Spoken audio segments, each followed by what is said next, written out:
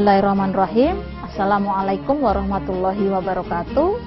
Alhamdulillahirabbil alamin. Wassalatu wassalamu ala asrofil anbiya'i wal mursalin wa ala alihi wa ashabi ajmain. Amma ba'du. Wallahu ta'ala fil Qur'anil Karim. Wa laqad atayna Luqmanal hikmata anishkur lillah wa may yashkur fa inna ma yashkuru li nafsihi wa man kafara fa innahu ghaniyyun hamid. Pemirsa Antara yang saya hormati, pada kesempatan kali ini saya akan membawakan sedikit kultum tentang bagaimana kita menyikapi pengasuhan yang terbaik buat anak-anak kita. Sebelumnya saya menyebutkan tentang salah satu surat di Al-Quran, yaitu surat Luqman. Disebutkan bahwa Luqman seorang laki-laki yang kemudian disebut di dalam Al-Quran, dicontohkan di dalam Al-Quran untuk mengasuh anaknya. Apa yang diajarkan tentang pengasuhan kepada anaknya oleh Luqman, diantaranya adalah bagaimana anak-anak diajarkan untuk bersyukur kepada Allah.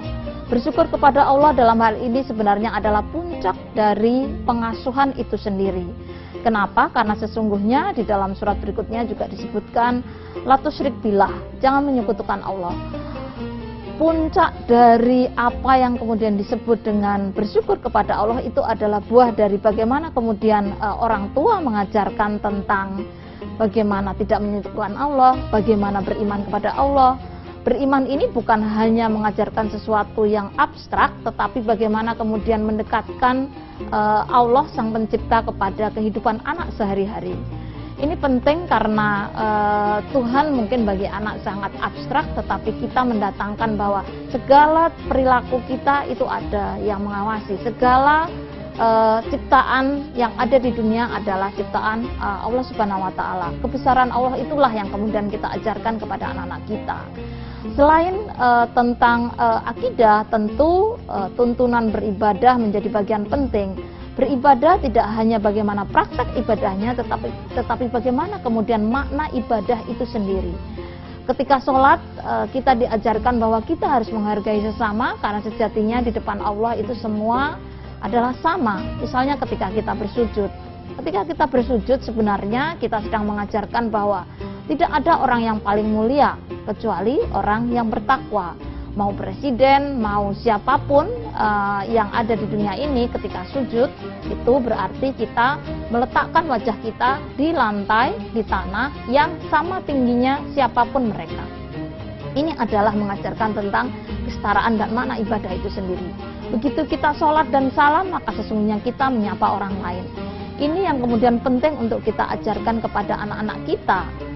Tadi konteks bersyukur itu harus di dalam kerangka konteks meyakini tentang keberadaan Allah, mengagumi kebesarannya, mengakui keberadaannya, dan dipraktekkan di dalam konteks beribadah. Dan puncaknya adalah akhlak. Bagaimana kemudian akhlak kita menunjukkan bahwa tadi kita mempercayai Allah, maka kita tidak akan melakukan kecurangan, kita akan selalu berbuat jujur, karena sesungguhnya Allah itu ada di sekitar kita, ada malaikat yang menjaga kita. Begitu juga berbuat baik kepada orang lain adalah bagian dari perwujudan keimanan dan puncak dari ibadah kita.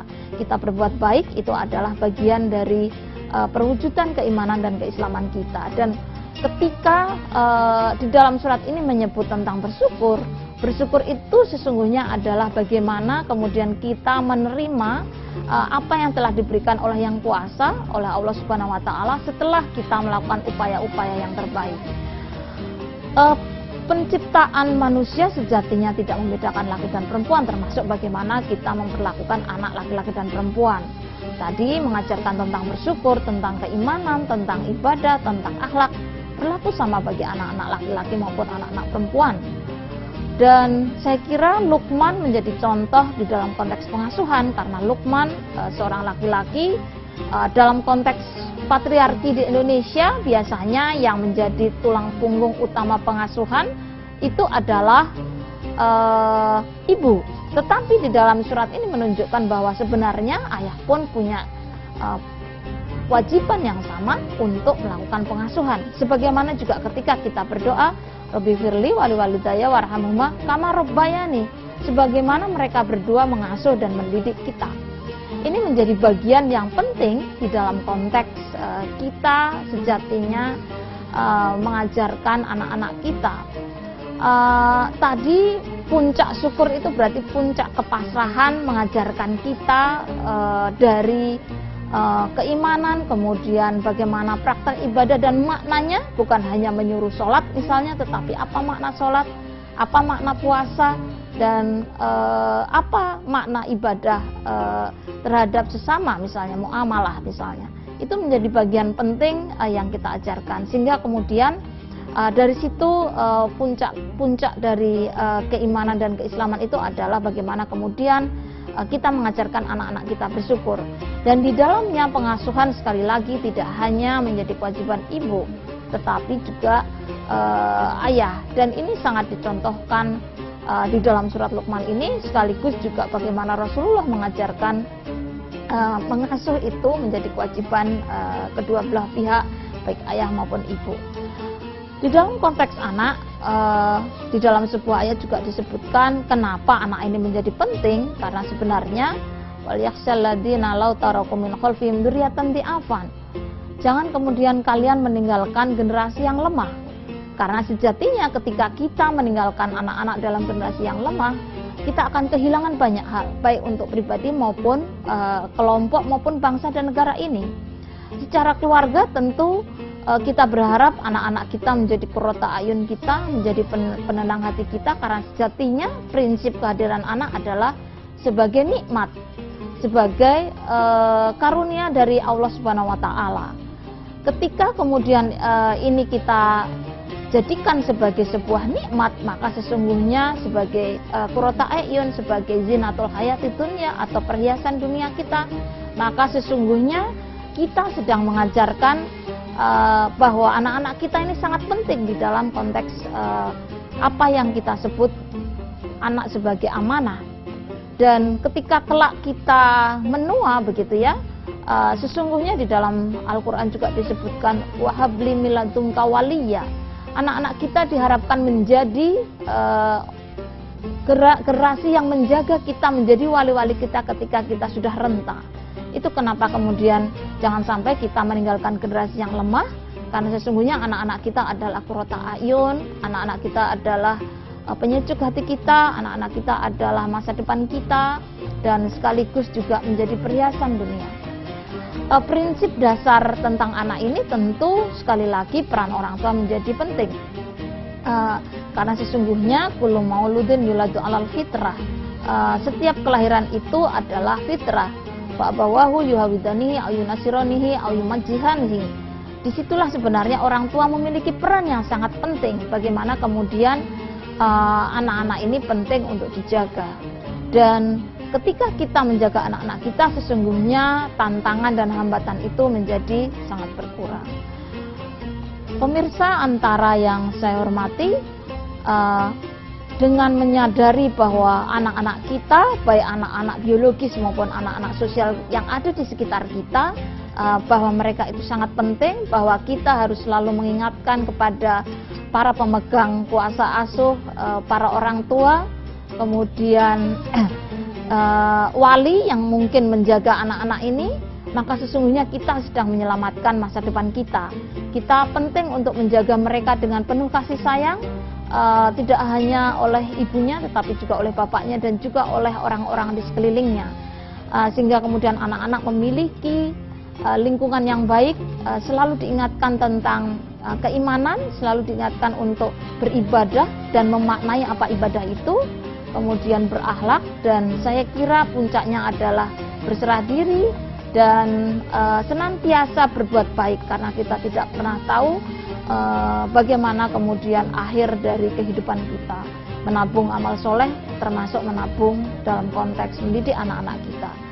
Pemirsa Antara TV, semoga kita semua menjadi bagian yang selalu menjaga anak-anak, baik anak biologis maupun anak sosial kita, sehingga kita juga ikut menjaga keluarga-keluarga Indonesia, keluarga-keluarga di sekitar kita, sekaligus bangsa dan negara kita.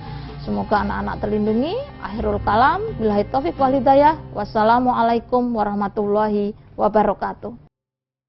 Assalamualaikum warahmatullahi wabarakatuh. Sobat Antara, Anda sedang menyimak program Kurma Tafakur Ramadan, yaitu sebuah program tausiah dari kantor Berita Antara. Dan bersama saya Anom Priantoro, telah hadir bersama saya Ustadzah Rita Pranawati. Assalamualaikum Ustadzah. Waalaikumsalam warahmatullahi wabarakatuh. Pemirsa Antara, Ustadzah Rita ini adalah aktivis perempuan tokoh muslim yang biasa mengadvokasi anak dan juga mengurusi berbagai isu-isu tentang perempuan, kesetaraan gender. Beliau juga ulama, apalagi nih yang belum saya sebutkan. Beliau juga ini tokoh wakil ketua Komisi Perlindungan Anak Indonesia. Pokoknya banyak deh. Nih, Ustazah, ini kan sudah masuk di sesi tanya jawab. Tadi sudah menyampaikan soal pengasuhan menurut Islam, terutama mengambil contoh dari Luqman, seorang bukan nabi dia ya, tapi memberi contoh bagaimana mengasuh dalam konteks Islam. Nah, terkait Luqman dan berbagai referensi Islam, itu kan disebut bahwa Rasul membolehkan memukul anak yang udah 10 tahun atau sudah cukup umur ketika tidak mau sholat. Ini kalau dikontekstualisasi atau ditarik ke masa sekarang nih, memukul ini seperti apa sih, Ustazah? Bisa dijelaskan? Kata-kata dzoroba wadribuhum gitu ya, kepada anak maupun di dalam konteks istri nusus misalnya, itu kan sering diperdebatkan bahwa itu diperbolehkan gitu ya. Tetapi sebenarnya kalau kita menilik dan menelisik kata dzoroba sendiri itu kan sebenarnya tidak selalu memukul. Tetapi misalnya dzorobal ardu berarti kita memukul-mukul bumi, yang artinya berjalan. Itu kan artinya sesuatu yang sebenarnya sangat bisa diterjemahkan di dalam konteks lain. Jadi dzoroba sendiri tidak selalu berarti memukul gitu ya. Ini yang kemudian penting untuk kita lihat bagaimana sebenarnya contoh Rasulullah ketika melihat anak-anak yang melakukan kesalahan, tidak mau sholat begitu ya. Ternyata di dalam beberapa hadis itu disebutkan bahwa Rasulullah sendiri tidak kemudian melakukan pemukulan itu gitu. Justru bahkan Rasulullah mendiamkan sampai anak ini mengerti bahwa apa yang dilakukan itu tidak tepat begitu. Karena sejatinya tadi beribadah itu kan harus didorong dengan penuh kesadaran, didorong dengan penuh kasih sayang. Kalau kemudian yang dilakukan justru dengan memaknai dzoroba itu dengan memukul, yang katanya tidak boleh muka atau ini tidak boleh muka atau kepala gitu ya, tetapi sesungguhnya sejatinya Rasulullah tidak memberikan contoh secara langsung seperti itu gitu ya. Ini yang kemudian menjadi bagian penting, misalnya ketika cucu-cucunya naik bergelendotan di punggung begitu ya, di kepala, kan Rasulullah diam. Kalaupun dia marah kan pasti dia akan melakukan dzoroba yang dalam arti kata memukul, tapi kan itu tidak terjadi begitu ya. Salah satu contoh yang paling real itu adalah ketika anak melakukan kesalahan, Rasulullah mendiamkan sampai kemudian anak itu menyadari kesalahannya dan baru Rasulullah mengajak ngobrol. Itu kan contoh yang saya kira penting sekali. Jadi pendekatan menyadarkan kenapa sholat itu penting, kenapa pembiasaan itu menjadi hal yang penting, itu kan harus dengan membangun kesadaran dari anak itu sendiri. Jadi ada atau tidak ada orang tua, anak memiliki kesadaran bukan karena paksaan dari orang tua. Berarti ini dituntut kreativitas dalam kata pukul tanda petik ya? Ya. Keseriusan, pelan-pelan, atau dengan segala cara bagaimana anak itu paham? Ya, dengan kasih sayang, dan sekali lagi sholat itu jangan diajarkan hanya sholatnya, tetapi apa sebenarnya makna sholat itu sendiri. Itu kan yang sering sekali kelewatan, karena kan kita ngajarin hanya bacaannya, hanya gerakannya, tetapi makna sholat sendiri secara sosial itu apa, secara muamalah ma'anasnya seperti apa sesama manusia begitu. Nah, ini kan terkait banyaknya kalangan yatim piatu yang tidak punya orang tua dan sebagainya. Ini kan semakin banyak, dan di lingkungan kita bisa menutup mata bahwa itu ada. Nah, kalau Rasul sendiri mencontohkan mengasuh anak yatim itu seperti apa? Terlebih Ustadzah Rita itu kan sering melakukan advokasi terhadap anak-anak ini, kayaknya bakal mendalam jawabannya. Iya, sebenarnya Rasulullah sendiri kan anak yatim gitu ya. Ayahnya Abdullah itu meninggal ketika Rasulullah masih ada di dalam kandungan. Kemudian disusul oleh ibunya yang meninggal. Dengan siapa Rasulullah tinggal setelah itu? Kan dengan kakeknya. Ya, ketika dengan kakeknya ini berarti kan sebenarnya pengasuhan yang terbaik itu dengan keluarga yang sedarah begitu ya.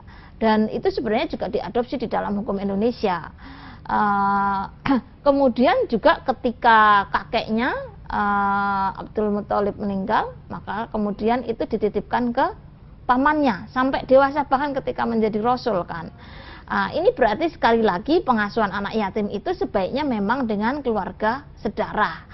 Itu yang kemudian juga diadopsi di dalam hukum Indonesia sampai dengan derajat ketiga begitu ya. Jadi kalau kemudian ada anak-anak yatim, sebaiknya yang kita dorong adalah bagaimana kemudian anak-anak ini kalau dengan keluarga saudara kan sebenarnya secara hubungan kekerabatan ada, kemudian kedekatan juga ada, mengetahui asal usul dan kebiasaan anak ini ada gitu ya. Jadi sebenarnya kalau kita sebaiknya memang mendorong anak tetap diasuh di dalam keluarga saudara utamanya, baru kemudian kalau memang benar-benar tidak ada maka bisa ke pengalihan berbasis keluarga gitu ya. Misalnya sebenarnya Haris ya, Haris itu kan juga pernah diasuh oleh Rasulullah, Haris bin Sabit begitu ya. Nah, dulu sebenarnya dinisbatkan menjadi Rasulullah, tapi kemudian diingatkan bin Muhammad, tapi kemudian Haris bin Sabit karena memang orang tuanya adalah Haris adalah Sabit begitu ya. Ini kan juga bagian kalau kemudian tidak dengan keluarga sedarah maka bisa diasuh berbasis keluarga lainnya. Baru alternatif terakhir itu sebenarnya yang berbasis institusi yang disebut dengan LKSA atau panti asuhan begitu ya. Karena sejatinya kan itu kalau mengasuh banyak kan berbeda dengan mengasuh yang 1-2. Maka kita mendorong sebenarnya Bapak Ibu untuk bisa memberikan donasi zakat sedekahnya itu langsung kepada keluarga-keluarga baik melalui lembaga maupun langsung begitu ya, agar anak-anak yatim ini tetap bisa tinggal dengan keluarga tetapi kemudian kebutuhannya terpenuhi begitu. Itu yang sebenarnya paling prinsip. Jadi jangan salah kemudian kalau ada anak yatim semuanya harus akan diambil begitu saja ya, karena sejatinya kan mereka akan lebih nyaman, lebih dekat tumbuh kembangnya dengan keluarga yang sampai dengan derajat ketiga tadi, dan itu dicontohkan di dalam konteks Rasulullah sendiri. Ini masih terkait pengasuhan sesuai bidang yang banyak digeluti Ustadzah Rita. Ini di pengasuhan itu kebanyakan melibatkan ibu. Ibu itu sentral banget di mana-mana, tapi dia kayaknya perannya kadang terlalu berat. Terus seperti udah ngurusin anak, ngurusin urusan dapur, urusan domestik dan sebagainya. Kemudian anaknya kebetulan nakal, tapi yang disalahkan perempuan. Kayaknya perempuan itu sering dipojokkan dalam berbagai hal terkait pengasuhan, padahal kan tidak selamanya terkait ibu gitu ya. Nah, ini kalau Ustadzah Rita sendiri memandang hal itu seperti apa? Iya. Contoh surat Luqman tadi sempurna sebenarnya, bahwa yang mengasuh yang dijadikan contoh adalah laki-laki begitu ya. Sebenarnya kan kalau di dalam konteks perwalian misalnya itu kan sebenarnya laki-laki gitu ya, tetapi kemudian seringkali pengasuhan dinisbatkan kepada perempuan karena dia yang hamil dan seterusnya. Di dalam konteks ini sebenarnya ketika kita berdoa saja, Rabbi firli wali walidayya warhamhuma kama rabbayani, sebagaimana mereka berdua mendidik saya. Itu kan artinya sebenarnya kewajiban mengasuh itu ada di ayah sekaligus ibu begitu. Sebagaimana juga dicontohkan Luqman tadi, Luqman laki-laki juga memberikan pendidikan, terlibat di dalam konteks pendidikan. Itu menjadi hal penting karena sebenarnya secara fakta begitu ya. Ketika anak laki-laki tidak mendapatkan kasih sayang ayah dengan baik, maka kemudian tumbuh kembangnya juga akan problematik, terutama di dalam konteks membangun kepercayaan diri, mencari model menjadi laki-laki yang pas, yang baik itu seperti apa.